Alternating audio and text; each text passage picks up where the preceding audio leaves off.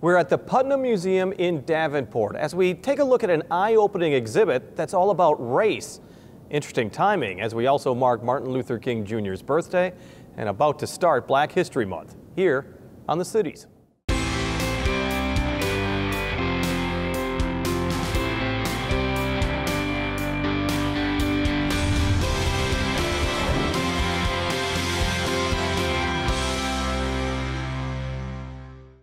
We're at the Putnam Museum on Museum Hill in Davenport for an opening of an exhibit that's traveling throughout America but will be here until June. It talks about race, not only the color of your skin, but also how you fit in this world. I got a chance to sit down with the museum president, Kim Findley, and a member of the local committee that took a look at this issue and how this exhibit could better affect you and me, Greg Aguilar from that, and we talked about race. Are we so different? Why this exhibit? Why now? I mean, it's a national exhibit that's toured all over. You wanted it here. Absolutely. I've wanted it here for years. So when you ask why now, that's happenstance in terms of the timing of the exhibit arriving here. But certainly at the Putnam, we're very pleased about it because we are determined that this exhibit will not simply arrive and leave 4 months from now, but there's going to be a lasting impact from this exhibit. Once people have been through the exhibit with an open mind, they're going to have moments that are going to be very surprising to them or very emotional for them. And we want the people to talk about what they learn and what resonates with them in this exhibit. We need to talk about what we call race. Well, Greg, let me play upon that because it would seem to me that this is an opportunity that you don't see very often. I mean, this is a museum that's opening itself up to have a huge community conversation about something that most people don't want to talk about. That's what's awesome about having community partners like the Putnam, where they make it easier for us to have these conversations. Unfortunately, we've been seeing a lot of what I call keyboard warriors expressing their opinions online and sharing horrible stereotypes of all types of people based off of gender, their religion, their sexual orientation, and this creates an environment for people to learn about race, learn the science behind it, learn the personal experience about it, and also learn to realize that we're all human beings, and a lot of these things are social constructs that aren't scientific. They're things that people have made up to drive their own ideas or to get whatever their ideas were ahead of others, and it's created this unfair environment, an unequitable environment, and that's what's exciting about this is because we're going to start looking at how race has created unequitable opportunities for a lot of people. Is this more than just race and understanding other people's race, or is this more about tolerance in the grand scheme of understanding other races? Sure, I think it's about understanding people. I think tolerance was something that was a word that was very popular for a long time, that we learn how to tolerate each other, but we have to learn how to live with each other. We have to learn how to appreciate each other, because with appreciation and understanding comes inclusion, and with inclusion comes innovation and ideas and changing the ways we see things and we see each other instead of trying to put up barriers that will bring us together. Well, Kim, yeah, why don't you play off that? Well, Jim, when we use the term race, most generally, we're talking about skin color. That's what most of us have in mind.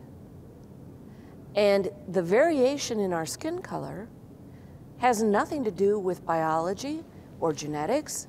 It has to do with where we migrated and how much UV sunlight was getting to us thousands and thousands of years ago. So the human race has had a propensity over time to migrate, meet, and mate. And so if we did if the three of us did our genetic tests, we might find that way back there somewhere, in fact, we probably would, there are commonalities between us, although, and the trouble with this idea of skin color meaning race is that we say that you have certain attributes because of it. That if I have a certain skin tone, I'm probably going to be a better athlete. If I have a certain skin tone, I'm probably going to be better at math. Where does this stuff come from? It's like saying if I have thin fingernails, I have a genetic disposition to be good at geometry. If you have thick fingernails, you're probably a good long jumper. None of us would say that. But you have to admit that a person who believes in those stereotypes may not come to this exhibit, or if they do come to this exhibit, do you really think it's going to change their minds? That's a wonderful question. And there is no question that it will only have an impact on you if you stop before you come in, open your mind, open your heart to the possibility that what's been handed down to you from generations before you, perhaps your parents, your grandparents, your great-grandparents, on down the line, may have been based on information that at that time was thought to be scientifically accurate, but that we now know isn't. And I wonder, Greg, is that you talked about the keyboard warriors. I mean, is that just the fact that perhaps racism or our opinions of race haven't changed? They've just been amplified, either through the web and social media, especially since you can do so much of that anonymously? People are always going to find what they're looking for. And if you want to see hate, if people want to see whatever fits their rhetoric, they're most likely to find it. What's helpful to have an institution like the Putnam, that it can offer a non-biased opinion of facts, but what it also offers is an opportunity for those who do participate to learn some tools that'll help them better navigate conversations. Because it's my hope that those who do experience this exhibit will have the tools to no longer sit on the sidelines and allow injustice to continue. I want this exhibit to empower individuals who experience it to become real life, everyday warriors, so when they hear discrimination or when they hear of stereotypes, they're empowered to stop it. Because what really is harmful right now to our community is how many people may agree that we are all one human family, but they're afraid to speak up. Maybe they don't have the tools to speak up, and silence allows it to continue.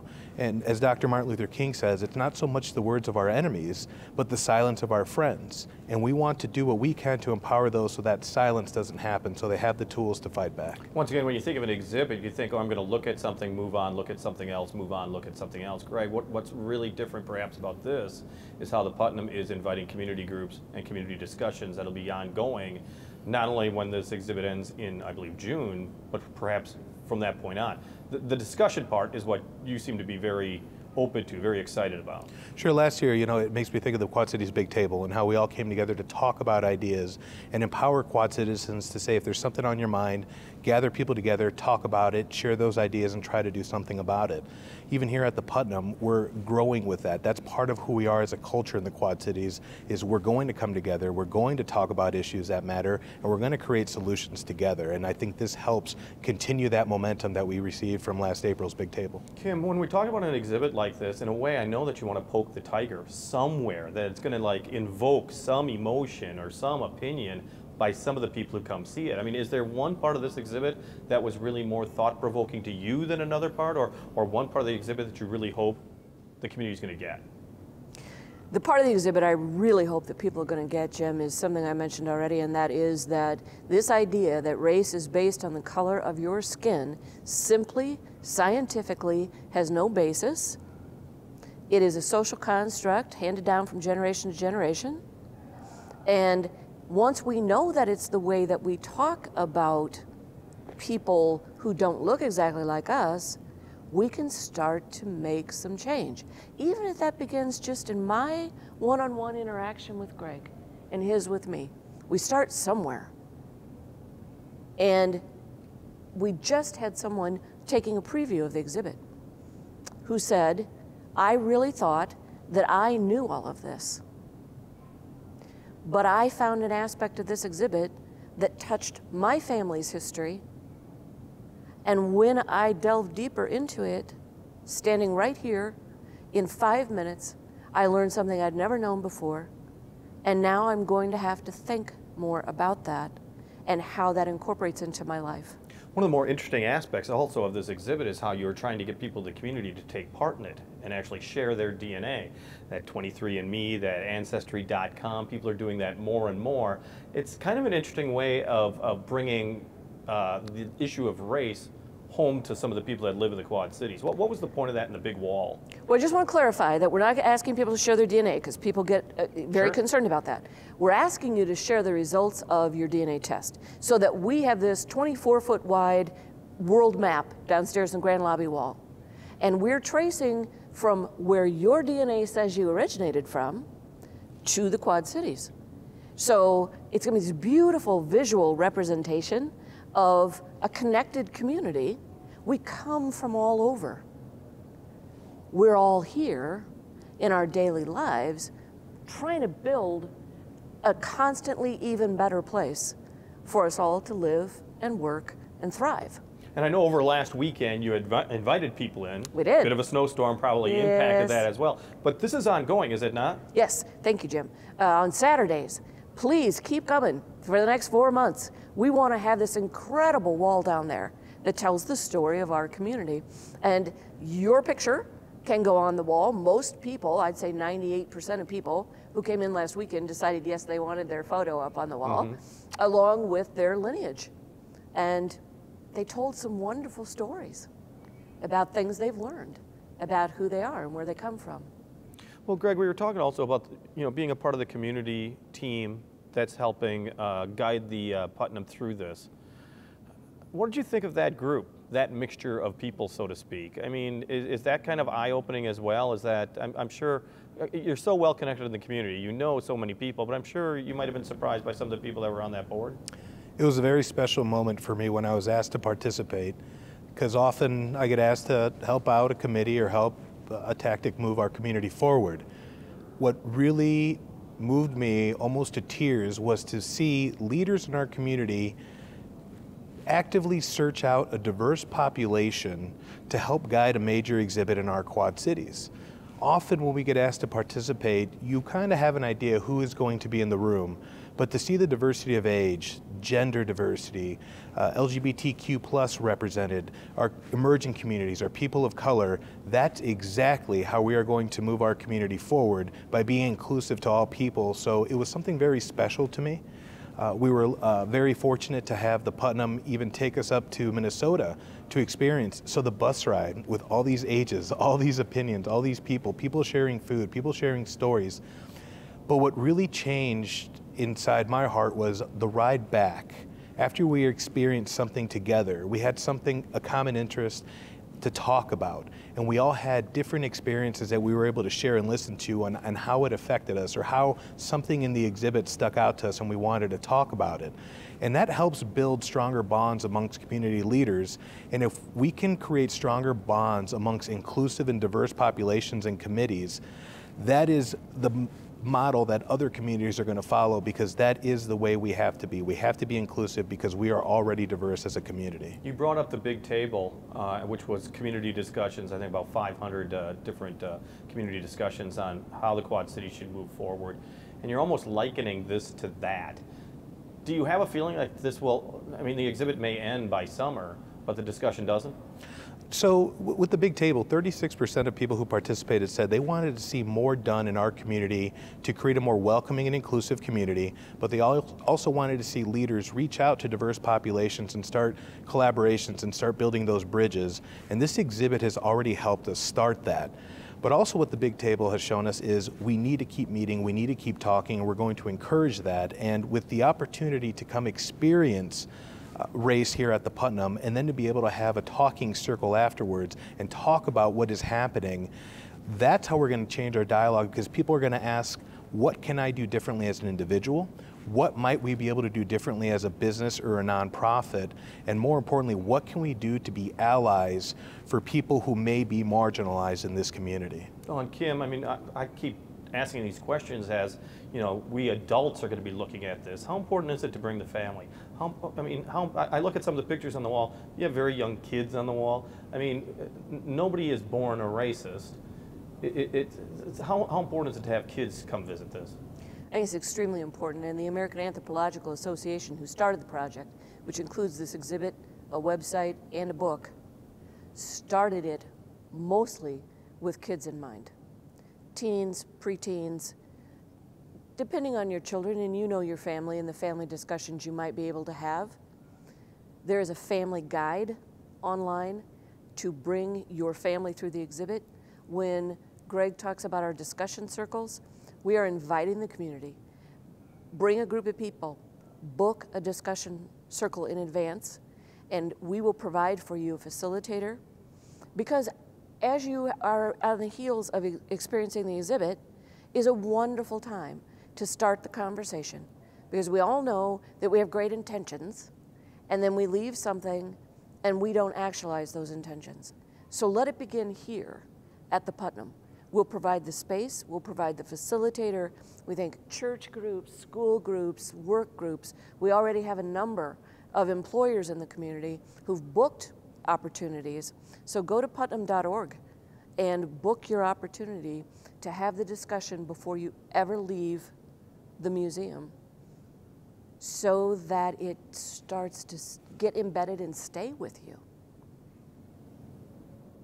Museum President Kim Findley, as well as the committee that was part of this, committee member Greg Aguilar, sitting down with us. You can learn more about ticket prices, as well as these community discussion circles that we were talking about. Just head to the Putnam Museum's website. It's putnam.org.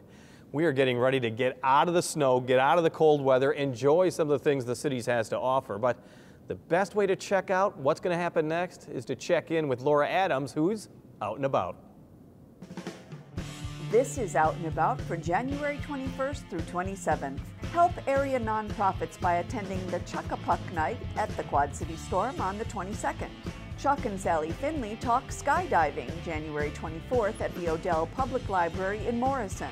Or attend Iowans Who Fought Against the Union at the German American Heritage Center the 27th at 2 p.m. The 25th annual Eagles and Ivories Ragtime Weekend is coming January 24th through the 27th at Wesley United Methodist Church in Muscatine. Plus, Conla, called the hottest new group out of Northern Ireland, perform at Bishop Hill Creative Commons the 21st. In commemoration of International Holocaust Remembrance Day, attend A View from the Underside, the Legacy of Dietrich Bonhoeffer, a one-man play depicting the last days of Bonhoeffer's life at Flossenburg concentration camp where he was executed. Performance is on the 27th at the Tri-City Jewish Center. There's still time to catch Prenzy Player's production of Macbeth by William Shakespeare at the QC Theater Workshop space in Davenport. The Three Musketeers swash their buckle at the Bruner Theater Center on the Augustana College campus January 25th through February 3rd. And the Black Box Theater presents Lady Day at Emerson's Bar and Grill, a recreation of one of the last performances of Billie Holiday. For more information, visit wqpt.org. Thank you, Laura. We love to highlight some of the local musicians in this area. Lojo Russo is one of them. She kind of has a combination of jazz and folk, as well as some funk music. Interesting combination. She played for us at the Black Box Theater in downtown Moline. Here's Lojo Russo and Where We Left Off.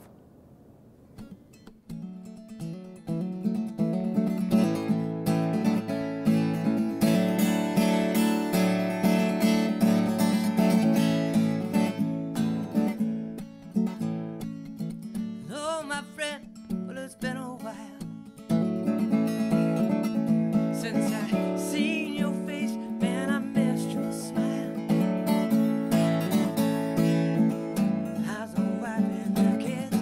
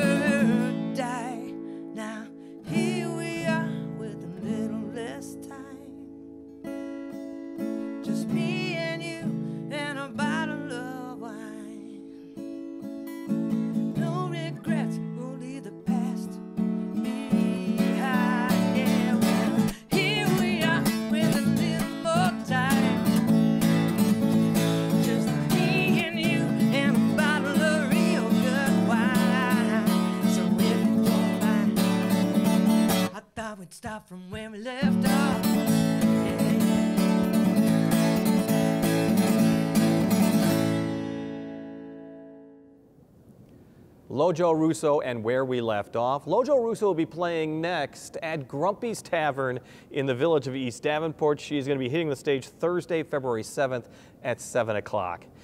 Dr. Martin Luther King Jr. was actually born 90 years ago this year. January 15th was his birthday, and we mark that, of course, every January, along with Black History Month coming up in February. But the real question is, what have we learned from him?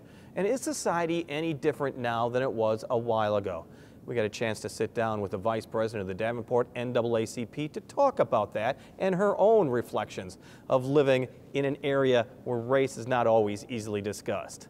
Vera Kelly joined us. Part of this exhibit is to make sure that people are discussing race. How important is that? Well, I think the younger generation don't know too much about race. You know, people's 70 and under do. But well, they know the struggle, you know, and the struggles through the 50s and 60s and 70s, you know, they lived through it. The younger generation, I would think, has a different perspective of it than we do. yeah, because my kids tell me, Mama, tell me some more stories. You know, I told them how when we went to school and how things were, we was segregated, and we didn't ride the bus, we walked. So he said, tell me some more fairy tales. I said, these are not fairy tales, Yeah. it's the truth.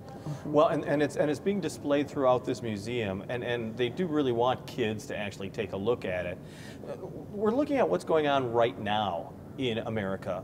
Do you think that racism is something that is amplified more than it actually is, or is it just that because of social media we're really seeing true Americans? Well, see, back in the 50s, 60s, and 70s, they didn't have social media.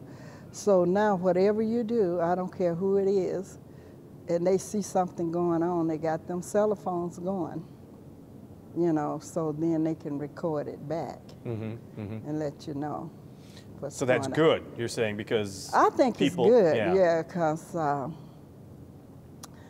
I know you seen this video with this Uber driver, didn't you? Right, right. And see, when I was in Texas, that's all I believed in when I was going to the convention, is to get me an Uber, you know, and take me for, you know, it was cheaper than a cab, so, and it was better than the bus.